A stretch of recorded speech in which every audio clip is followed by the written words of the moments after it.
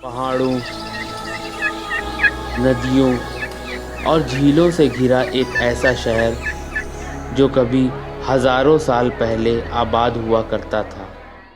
जब east India company ने railway line को इलाहाबाद से यमुना के पार नैनी की ओर निकालना शुरू किया तो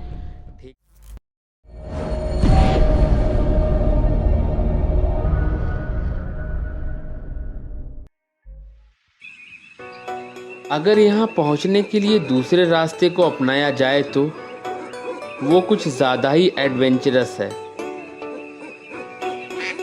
इस रास्ते पर दूर दूर तक खेत हैं, कहीं कहीं छोटे छोटे गांव हैं। इस रास्ते पर मोर, नीलगाय, खरगोश जैसे जानवर भी दिन में ही दिख जाते हैं।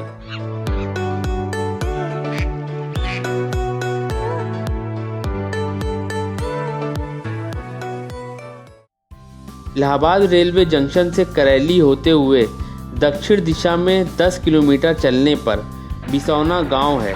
वहां से लगभग 1 किलोमीटर पूर्व दिशा में चलने पर जलालपुर भरेठा गांव यमुना नदी के किनारे बसा है। वहां से बड़े स्टीमर के जरिए आसपास के गांव के लोग अपने साजो सामान लेकर आते जाते हैं।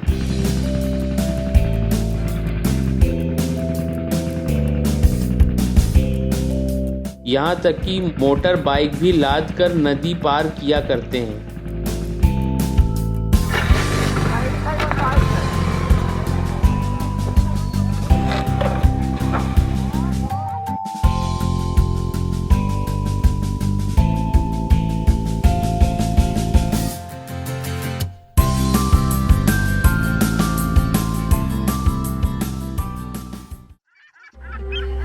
मुगलों के समय में अकबर के किले से पानी के रास्ते ही यहाँ आया जाया करते थे,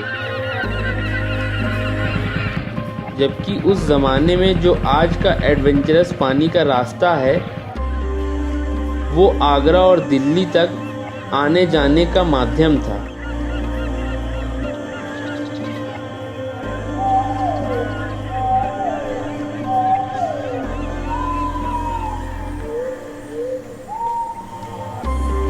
नदी के बीच में विचित्र तरीके से बना ये मंदिर शंकर भगवान का है,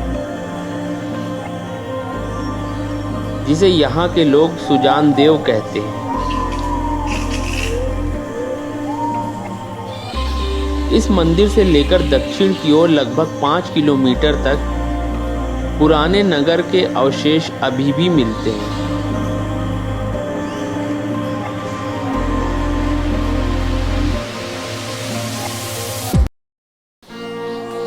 लेकिन 3000 साल पहले ये मंदिर की जमीन प्राचीन नगर की उत्तरी सीमा यमुना के किनारे से मिली हुई थी।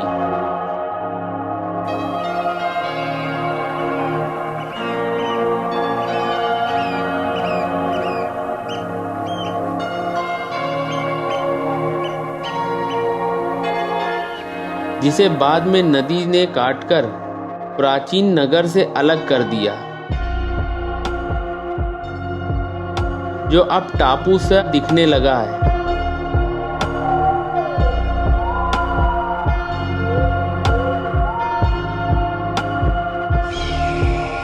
इस मंदिर की ऊंचाई जमीन से लगभग 60 फुट है।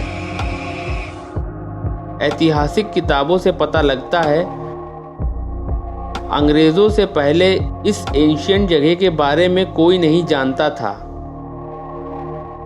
लेकिन नदी किनारे जल मार्ग पर खूबसूरत से टापू की ओर सबका ध्यान आकर्षित होता था।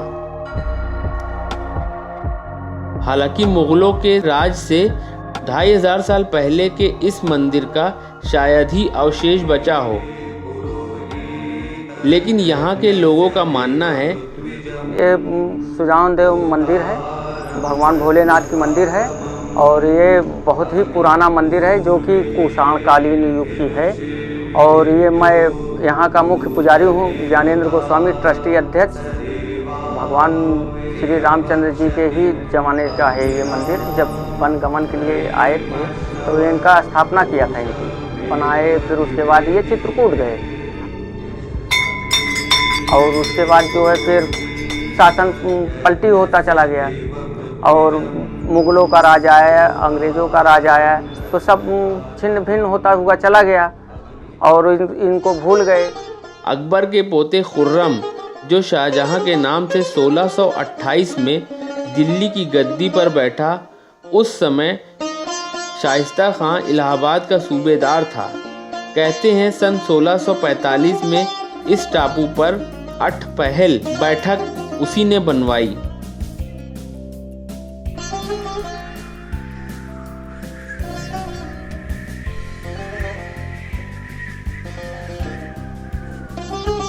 जो 21 फुट डायमीटर की थी।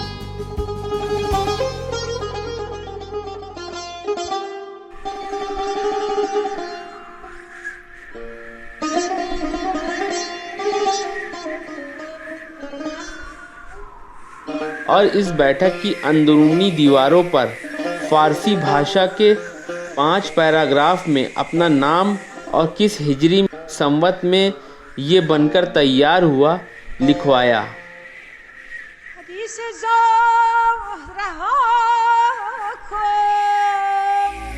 इन दीवारों पर 350 साल पहले उकेरी गई फारसी भाषा की इबारत को हिंदी में समझा जाए तो शाइस्ता खां की इमारत से ये विचित्र विशाल सुंदर तथा अत्यंत ऊंचा भवन 1055 हिजरी या 1645 ईस्वी में मोहम्मद शरीफ की देखरेख में बनकर तैयार हुआ।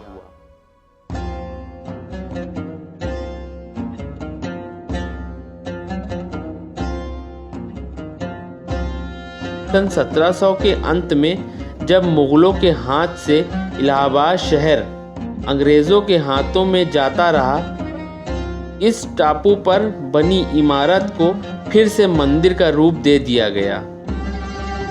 कुछ लोग ये कहते हैं कि वर्तमान मंदिर से थोड़ा नीचे पांडवों की मूर्ति भी बनी है। 5 पांडवों की मूर्ति भी बनी हुई है, ये हम दिखाते हैं आपको। और अगर यहाँ से आप शूट करेंगे तो ये दिखाई देगा, सामने से आप देखेंगे तो ये देखिए, ये बनाई बहुत ही पुरानी मूर्तियाँ बने ही गई हैं। अब क्या हुआ था कैसे, अब इतिहास तो पुराना ही है, अब इसके बारे में तो 1 2 3 4 5 अच्छा, और वो सब तो अस्त्र शस्त्र हो जाएंगे ना। अच्छा, जगह नहीं मिला होगा तो ये बनाने वाले ने अपना यहाँ पे बना दिया। हाँ। और एक इंटरेस्टिंग बात इस जगह की ये है कि यहाँ पर बॉलीवुड की एक फेमस मूवी ओमकारा की भी शूटिंग हुई थी, जो भीटा एरिया की बीहड़ इलाके पर बनाई गई थी।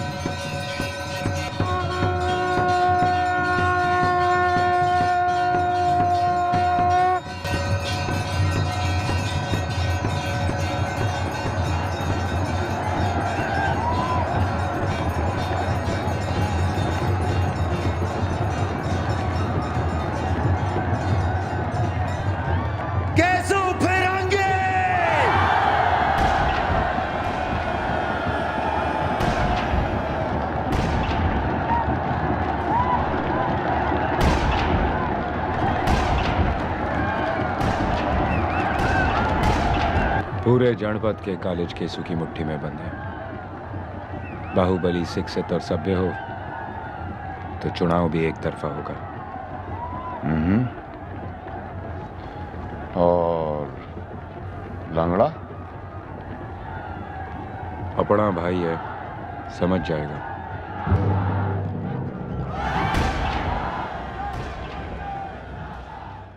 नीचे जाने पर एक शिवलिंग पत्थर को काटकर बनाया गया है, लेकिन ऐसा लगता है ये ज़्यादा पुराना नहीं है, इसे कुछ सालों पहले ही बनाया गया है। ये हम आपको पुराने शिवलिंग दिखाने के लिए ले चल रहे हैं। आइए आपको हम दिखाते हैं, क्योंकि यहाँ पे सीढ़ियाँ नहीं हैं, सीढ़ियाँ टूट चुकी हैं। हाँ, तो हम लोगों को ऐसे ही पत्थर से चलना पड़ेगा। हाँ, ऐसे बैठ करके और चले आइए आप, ऐसे आइए हम आपको दिखाते हैं ऐसे सीधा। चले आइए। ये देखिए, यहीं पे शिवलिंग है ये, जो कि बहुत ही पुरानी है।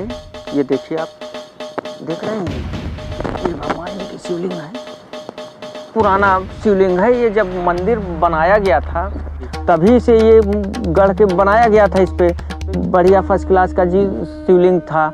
जैसा जिसका शासन आया उसने अपने लिए बनाया है। और इधर देखिए, ये सब चट्टानें खिसक रही हैं, चट्टानें टूट चुकी हैं, देख रहे हैं। इसको बनवाना चाहिए सरकार को।